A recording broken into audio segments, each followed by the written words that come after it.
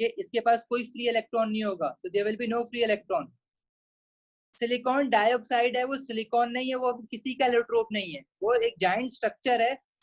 देखो silicon dioxide allotrope नहीं है, इसमें कंफ्यूज नहीं होना। हेडिंग क्या है हमारे पास के जाइंट कोवेलेंट मॉलिक्यूल्स कौन कौन से हैं, तो डायमंड है, ग्रेफाइट और सिलिका, सिलिकॉन डाइऑक्साइड है हमारे सिलेबस में। लेकिन डायमंड और ग्रेफाइट एक दूसरे के एलोट्रोप हैं, सिलिकॉन डाइऑक्साइड किसी का भी एलोट्रोप नहीं है।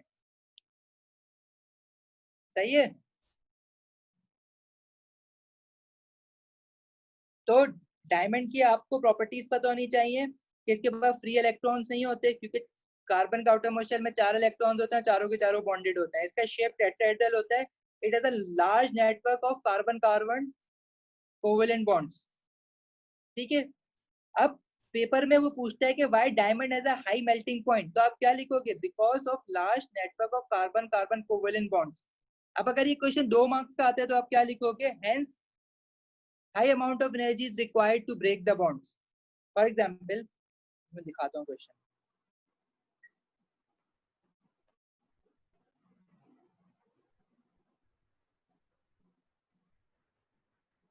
जैसे ये तो कह रहा है कि ब्लू डायमंड्स, अब उसने एक नया तरीके का डायमंड तुम लोगों को इंट्रोड्यूस करा है। बोला blue diamonds are an impure form of carbon, part of the structure of a blue diamond is shown below. उसने स्ट्रक्चर दिखा दिया तुम्हें, देखने में तो ये नॉर्मल डायमंड जैसा लग रहा है जैसा हमने पढ़ा है, लेकिन इसमें उसने एक बात करी है खास। वो बात क्या करी है, उसने बोला है कि blue diamond have a high melting point and conduct electricity. हमने जो डायमंड पढ़ा है डज नॉट कंडक्ट इलेक्ट्रिसिटी, लेकिन पास पेपर्स में ना वो हमेशा क्या करता है, एनालॉजी बनाने की कोशिश करता है। एनालॉजी क्या होती है, जो आपने पढ़ा हुआ है ना उससे रिलेट करवाता है किसी चीज को। उसने डायरेक्ट डायमंड नहीं दिया, उसने एक नया तरीके का डायमंड दिया, ब्लू डायमंड। और वो कह रहा है कि इट कैन कंडक्ट इलेक्ट्रिसिटी। हमने पढ़ा है कि our diamond does not conduct electricity. Question क्या है, explain in terms of structure and bonding why blue diamond have a high melting point. अब हाई मेल्टिंग पॉइंट का रीजन वही है कि it has large network of carbon carbon covalent bonds.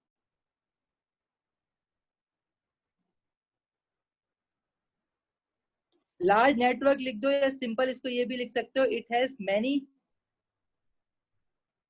Carbon carbon covalent bonds, hence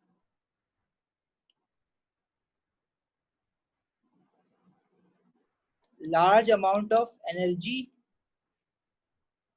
is required to break the bonds।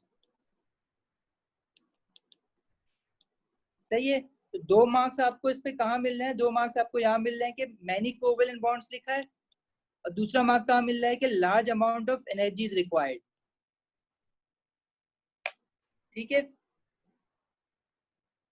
अच्छा, वैसे कल करेंगे ये क्वेश्चंस हम।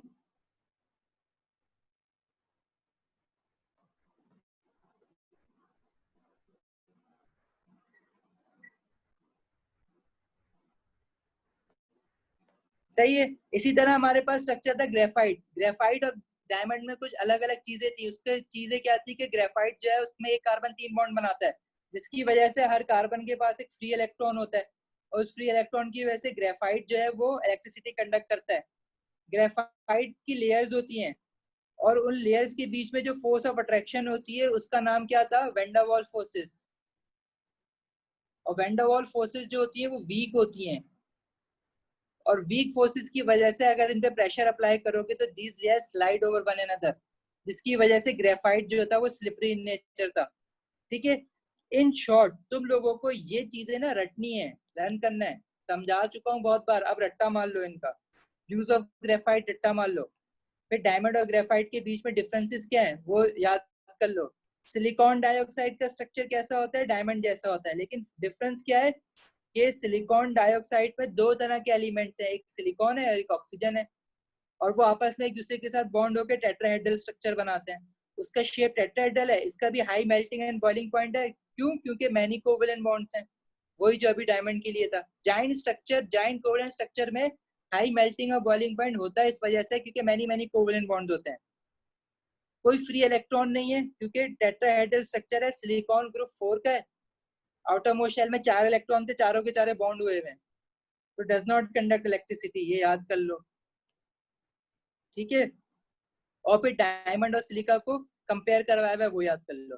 देखो हैंडआउट्स कोवेलेंट बॉन्डिंग के, जो जहां से प्रॉपर्टी स्टार्ट हो रही है ना, ionic bond, metallic bonding, giant covalent structure, वहां से आप लोगों को कुछ अपनी मेमोरी बिल्डअप करनी है, चीजें याद करनी है, रट्टा लगाना है, फिर जाके इसके पास पेपर्स कर सकोगे।